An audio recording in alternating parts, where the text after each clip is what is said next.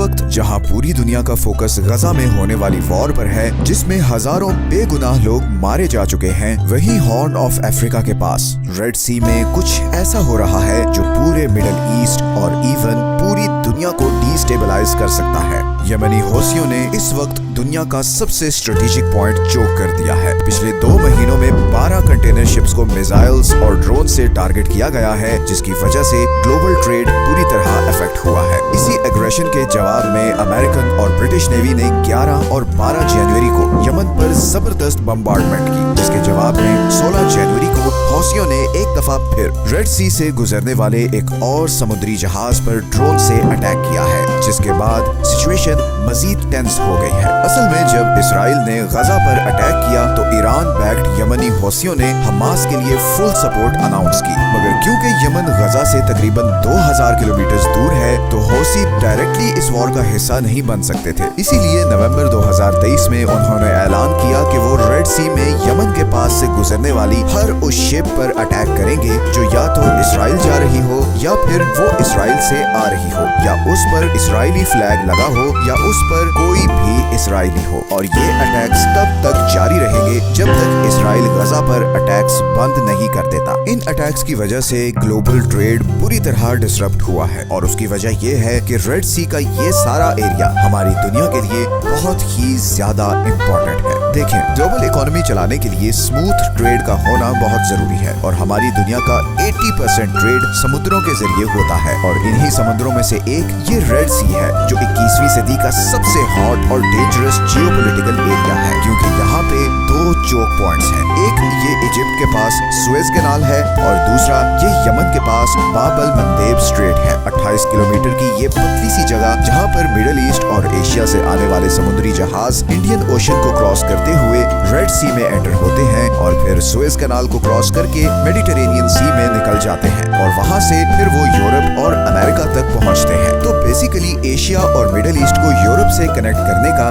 ये सबसे shortest route है। पूरी दुनिया की 10% ऑयल और 6% नेचुरल गैस की सप्लाई इसी 28 किलोमीटर के चोक पॉइंट से गुजरती है, और ये सारी गैस और ऑयल इधर पर्शियन गल्फ कंट्री से स्ट्रेट ऑफ हॉर्मुज क्रॉस करके आती है। 2022 के स्टैटिस्टिक्स के मुताबिक पूरे यूरोप की 20% ऑयल इंपोर्ट और 24% गैस इंपोर्ट इसी बाब अल मंदेब स्ट्रेट से गुजरती है। और सिर्फ ऑयल और गैस ही नहीं बल्कि एशिया और यूरोप का सारा ट्रेड भी इसी रास्ते से कनेक्टेड है। चाइना की 30% मैन्युफैक्चरिंग एक्सपोर्ट्स इसी बाब अल मंदेब स्ट्रेट से होते हुए यूरोप और नॉर्थ अमेरिका को जाती हैं। तो अगर ये रूट किसी भी वजह से ब्लॉक हो जाए तो ग्लोबल इकोनॉमी कोलैप्स कर सकती है, क्योंकि इसका ऑल्टरनेट सिर्फ एक और रूट है, और वो है पूरे अफ्रीकन कॉन्टिनेंट को क्रॉस करके। सुएज कैनाल के बनाने से पहले कंटेनर शिप्स यही रूट यूज करती थी, मगर ये रूट सुएज कैनाल वाले रूट से 7400 किलोमीटर लंबा है, जिसकी वजह से एक्स्ट्रा फ्यूल कॉस्ट आती है, और इसीलिए यमनी हौसियों के अटैक के बाद इन शिपिंग कंपनीज को मिलियंस ऑफ डॉलर्स का नुकसान हो रहा है। अभी तक हौसियों ने यहाँ पर मिसाइल्स और ड्रोन से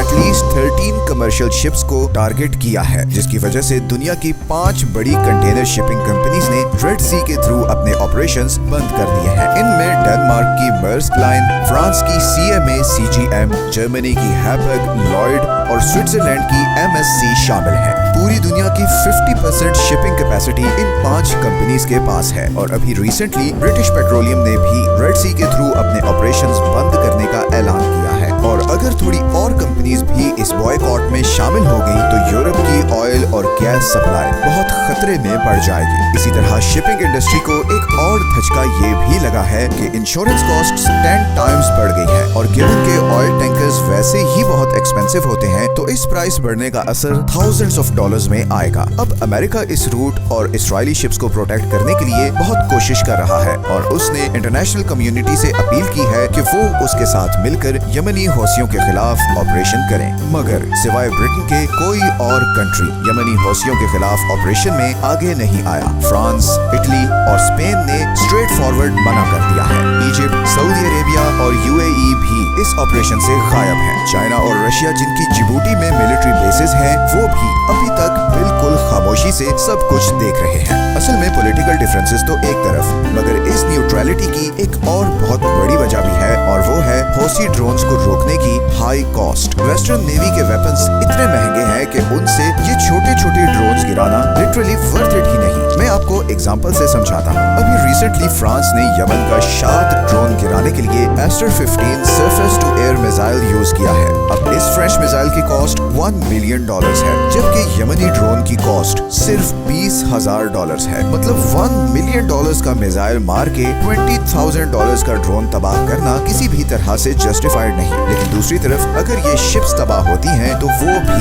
मिलियंस ऑफ डॉलर्स का नुकसान है। तो हौसियों के लिए विन विन सिचुएशन है। इसी तरह हौसीज के पास दो और भी बहुत जबरदस्त हथियार हैं। एक तो 1400 किलोमीटर की रेंज वाले बैलिस्टिक मिसाइल्स जो जमीन में इस रेंज के अंदर हर चीज को टारगेट कर सकते हैं, और दूसरा 40 से 800 किलोमीटर की रेंज वाले एंटी शिप क्रूज मिसाइल्स जो किसी भी शिप को बहुत ही एक्यूरेटली निशाना बना सकते हैं। And on top of this western हथियारों के मुकाबलों में ये बैलिस्टिक मिसाइल्स बहुत सस्ते हैं, इसीलिए ये बहुत ही कॉम्प्लिकेटेड कॉन्फ्लिक्ट बन गया है और बहुत से कंट्रीज अभी इसका पार्ट नहीं बनना चाह रहे। इस ब्लॉकेड का इजिप्ट पर भी बहुत नेगेटिव असर पड़ेगा, क्योंकि वो सुएज कैनाल से गुजरने वाली शिप्स से $10 बिलियन एनुअली कमाता है। इसीलिए जब कंटेनर्स अफ्रीका के रूट से जाएंगे तो इजिप्शियन इकोनॉमी को अच्छी खासी हिट पड़ेगी। सऊदी अरब अभी तक इस मामले पर खामोश है। हालांकि 2015 से सऊदी अरब यमनी हौसियों के खिलाफ लड़ रहा है, मगर अब रिसेंटली सऊदी अरब ने यमन के अगेंस्ट अपनी अप्रोच बदली है। सऊदी अरब ने रिसेंटली यमनी लीडरशिप के साथ पीस ट्रीटीज भी साइन की हैं। कुछ एनालिस्ट्स के मुताबिक सऊदी अरब को यूएसए पर काफी गुस्सा भी है, क्योंकि जब यमनी ड्रोन सऊदी अरब की ऑयल पाइपलाइंस पर अटैक करते थे तो अमेरिका का कोई खास प्रोएक्टिव रिस्पांस नहीं होता था। इसीलिए अब सऊदी अरब सिर्फ एक स्पेक्टेटर बनकर सारी सिचुएशन को देख रहा है। लेकिन दूसरी तरफ यूएई अमेरिका पर बहुत दबाव डाल रहा है कि वो हौसीज पर फुल स्केल अटैक करे, बिकॉज यूएई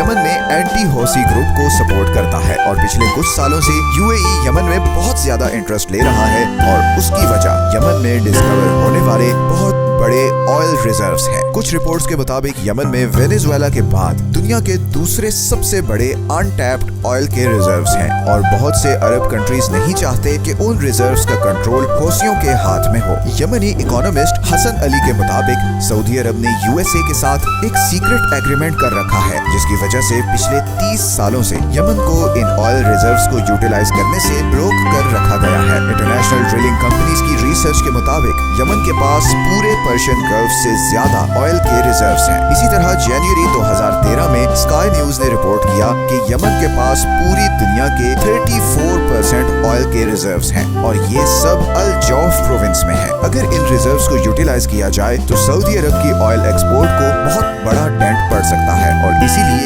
यमनी ये महसूस करते हैं कि सऊदी अरब यमन की करंट सिचुएशन में सबसे बड़ा कसूरवार है, क्योंकि उसने अपने फायदे के लिए यमन में सिविल वॉर को प्रमोट किया। लेकिन यमनियों में अब बहुत अवेयरनेस आ चुकी है। पूरी दुनिया ने उन्हें बहुत साल इग्नोर किया है, मगर अब वो मामलात को अपने हाथ में ले रहे हैं। सिर्फ चंद दिनों में बहुत सी वर्ल्ड पावर्स के हाथ पांव फूल चुके हैं, और अभी तो हौसियों ने ये भी थ्रेट किया है कि अगर इसराइल ने गजा वॉर बंद नहीं की तो वो रेड सी से गुजरने वाली सारी इंटरनेट केबल्स उड़ा देंगे, जिसके बाद एशिया और मिडिल ईस्ट की इंटरनेट कनेक्टिविटी खत्म हो जाएगी। इसीलिए मैंने वीडियो के शुरू में कहा था कि यमन दुनिया के इतने इंपॉर्टेंट पॉइंट पर है कि यहाँ होने वाली एक्टिविटीज पूरे मिडिल ईस्ट और इवन पूरी दुनिया को डिस्टेबलाइज कर सकती हैं। 2024 बहुत सी चेंजेस लाने वाला है। अभी ईरान और पाकिस्तान के बीच भी जो तनाव क्रिएट हुआ है, ये भी इस लार्जर जियोपॉलिटिकल गेम की एक कड़ी है। अगले चंद महीने बल्कि हफ्ते बहुत ही डिसाइसिव होने वाले हैं। आप लोग जियोपॉलिटिकल वर्ल्ड में बहुत बड़ी चेंजेस देखने वाले हैं, और हम जल्द उन टॉपिक्स पर वीडियोस बनाने वाले हैं। ये हैं वो सारे सोर्सेज जहां से हमने इस वीडियो के लिए कंसल्ट किया है। अगर आप ऐसी ही इंफॉर्मेटिव वीडियोस देखना चाहते हैं तो चैनल को सब्सक्राइब जरूर कर लें, ताकि आपको टाइमली नोटिफिकेशंस मिलते रहें। मिलते हैं नेक्स्ट वीडियो में एक और इंटरेस्टिंग टॉपिक के साथ। अपना ख्याल रखें। अल्लाह हाफिज।